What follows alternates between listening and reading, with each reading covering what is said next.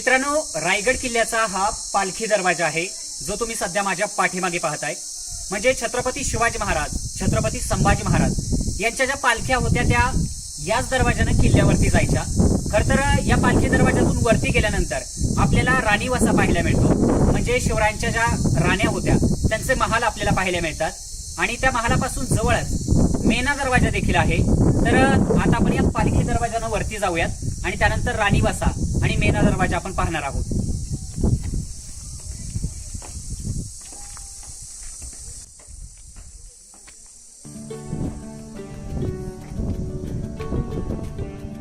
रायगड किल्ल्यावर असलेले हे राण्यांचे महाल, याला राणीवसा असे म्हणत। मित्रांनो, या ठिकाणी ही जी एक लांबलचक इमारत आपल्याला पाहायला मिळते तो आहे राणीवसा। म्हणजे छत्रपती शिवाजी महाराजांच्या राण्यांचे महाल आपल्याला इथे पाहायला मिळतात। खर तर शिवाजी महाराजांना एकूण 8 पत्नी होता, परंतु या ठिकाणी रायगडावरती 6 महाल आपल्याला पाहायला मिळतात। तुम्हाला प्रश्न पडला असेल की जर शिवरायांना 8 राण्या होत्या तर 6 महाल कसे?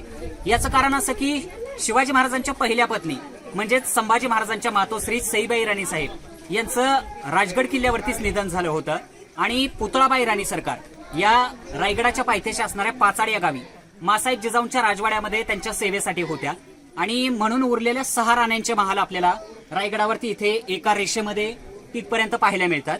तर इथून आता आपण आत जाऊयात आणि आतमध्ये या महालांची रचना कशी आहे ते आपण पाहणार आहोत।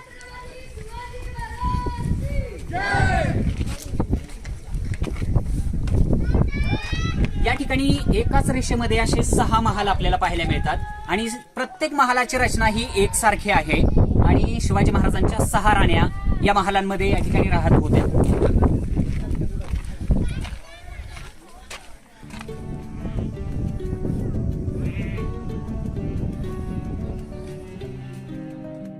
मित्रांनो, रायगड किल्ल्यावरती असलेलं हे धान्याचं कोठार आहे। तुम्ही इथे पाहू शकता, खाली भुयारवाजा आहे, खाली खोली आहे आणि त्या ठिकाणी कोठार होतं। सध्या सुरक्षेच्या कारणास्तव जाळी लावलेली आहे दोन्ही बाजूला। जाळी टाकून तो भुयाराचा मार्ग बंद करण्यात आलेला आहे। खर तर शिवरायांच्या काळात हे धान्याचं कोठार होतं, परंतु शिवरायांच्या नंतर महाराष्ट्रात छत्रपतींच्या नंतर पेशवाई आली आणि पेशवाईच्या काळामध्ये याच कोठारांचा वापर कैदी ठेवण्यासाठी केला जात होता। परंतु शिवाजी महाराजांच्या काळात मात्र हे धान्याचं कोठार होतं आणि इथेच मोठ्या प्रमाणावरती धान्य साठवून ठेवलं जायचं। खरं तर स्वराज्याचं सर्वात मोठं धान्याचं कोठार हे कोल्हापूर मधल्या पन्हाळगडावरती आहे। म्हणजे गंगा आणि यमुना अशी 2 धान्याची कोठारं आपल्याला पन्हाळगडावरती पाहायला मिळतात। बाकी इतर किल्ल्यांवरती छोटी मोठी कोठारं होती, त्यापैकी रायगडावरती असलेलं हे धान्याचं कोठार आहे। किल्ले रायगडावरती असलेला हा मेना दरवाजा राजांच्या राण्या म्हणजेच थोडक्यात राजघराण्यातील स्त्रिया याच दरवाजाने मेन्यात बसून किल्ल्यावरती येत जात असत।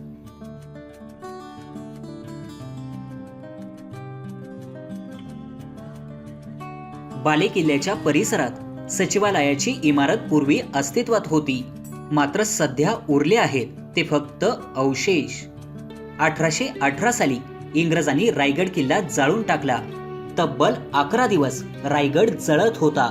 या 11 दिवसामध्ये गडावरील सागवानी लाकडात असलेल्या सर्व इमारती जळून खाक झाल्या। आता उरले आहेत ते फक्त दगडी अवशेष।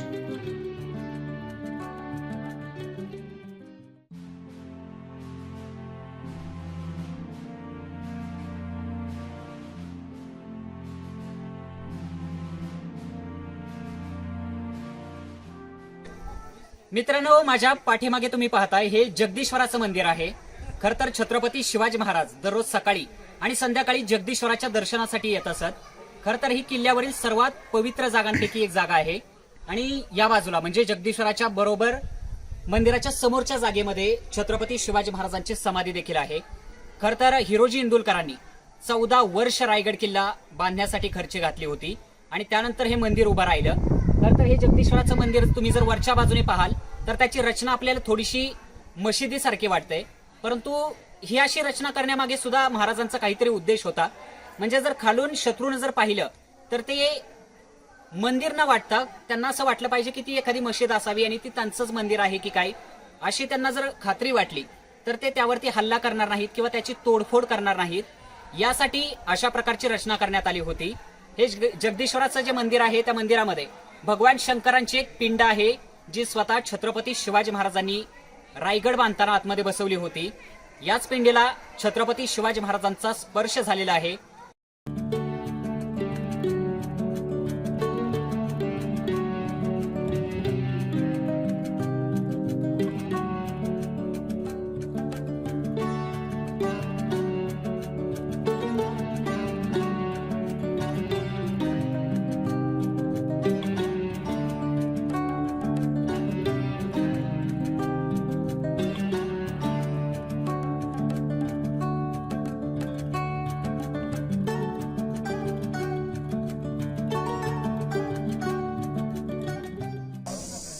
मित्रांनो, श्रीमान रायगड किल्ल्यावरती असलेलं हे जगदीश्वराचं मंदिर आपण इथे पाहतोय। खरं तर या मंदिरात जाताना ही जी पहिली पायरी लागते त्या पायरीवरती तुम्ही पाहताय मोडी लिपीमध्ये काही अक्षरं कोरण्यात आलेली आहेत। ही अक्षरं आहेत सेवेचे ठाई तत्परा हिरोजी इंदुलकर। 1656 साली शिवाजी महाराजांनी हा रायगड किल्ला जिंकून घेतला होता आणि त्यानंतर 1670 पर्यंत म्हणजे 14 वर्ष हिरोजी इंदुलकरांनी रायगडाचं बांधकाम केलं होतं आणि त्यांच्या त्या कार्याचा गौरव म्हणून हिरोजी इंदुलकरांनी फक्त एका पायरीवरती नाव कोरण्याची महाराजांना अनुमती मागितली होती आणि म्हणूनच जगदीश्वराच्या मंदिराकडे जाणाऱ्या या पहिल्या पायरीवरती आपल्याला हिरोजी इंदुलकरांचं नाव पाहायला मिळतंय। खरं तर हे रायगडाचं सगळं वैभव आपण जे पाहतोय 14 वर्ष हिरोजी इंदुलकरांनी हे सगळं बांधकाम केलं होतं आणि त्याचीच एक आठवण म्हणजे श्रीमान रायगडावरती जगदीश्वराच्या मंदिराकडे जाणारी ही पहिली पायरी आपण इथे पाहतोय।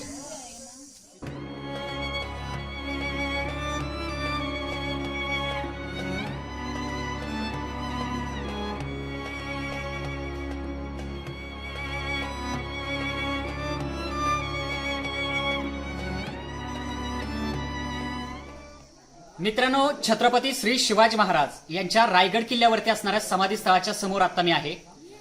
पाठीमागे तुम्ही छत्रपती श्री शिवाजी महाराज यांची समाधी पाहताय। खरं तर 3 एप्रिल 1680 या दिवशी याच रायगडावरती महाराजांचं निधन झालं होतं। मगाशी आपण जो राजदरबार पाहिला त्या राजदरबाराच्या बरोबर पाठीमागच्या बाजूला महाराजांच्या महालाचे अवशेष आपण पाहिले। त्या ठिकाणी महाराजांचं निधन झालं होतं आणि त्यानंतर ही जी जागा आहे इथेच महाराजांना अग्नी देण्यात आला होता। खरं तर समोर जगदीश्वराचं मंदिर आहे। हिरोजी इंदुलकर यांनी मोठ्या प्रयत्नानं 14 वर्ष प्रयत्न करून हा संपूर्ण रायगड किल्ला बांधला होता। इथं उजव्या बाजूला जगदीश्वराच्या मंदिराची पहिली पायरी आपल्याला पाहायला मिळते आणि त्या पायरीवरती मोडी भाषेमध्ये सेवेचे ठाई तत्परा हिरोजी इंदुलकर असे काही अक्षरं कोरण्यात आलेली आहेत आणि त्या जगदीश्वराच्या मंदिराच्या बरोबर समोरच्या जागेमध्ये महाराजांची म्हणजे छत्रपती श्री शिवाजी महाराज यांची ही समाधी आपल्याला पाहायला मिळते।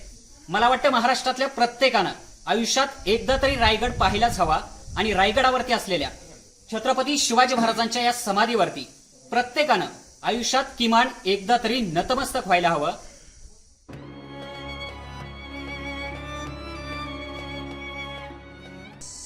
मित्रांनो, जगदीश्वराचं मंदिर आणि महाराजांच्या समाधीचं दर्शन घेऊन आता आम्ही पुढे आल्यानंतर टकमक टोकाच्या दिशेने निघालोय। तिथे पाठीमागे तुम्ही पाहताय टकमक टोक आपल्याला पाहायला मिळतंय। म्हणजे पूर्वीच्या काळी स्वराज्याचे जे गद्दार होते किंवा स्वराज्याच्या विरोधात जे काम करणारे होते त्यांचा याच टकमक टोकावरून कडेलोट केला जात असे, त्यांना खाली ढकलून दिलं जात असे। खरं तर अशी भयंकर शिक्षा देणारी एक शिवरायांच्या काळामध्ये एक पद्धत अस्तित्वात होती आणि म्हणूनच स्वराज्याच्या विरोधात गद्दारी करण्याची त्यावेळी कोणाची हिंमत व्हायची नाही। तर पाठीमागे टकमक टोक दिसतंय, आता आपण तिकडे जाणार आहोत आणि त्यानंतर मग तिथून जो समोरचा प्रदेश दिसतो आणि एकंदरीत टकमक टोकाची खोली किती आहे ते तुम्हाला तिथे गेल्यानंतर पाहायला मिळेल। चला तर मग जाऊया।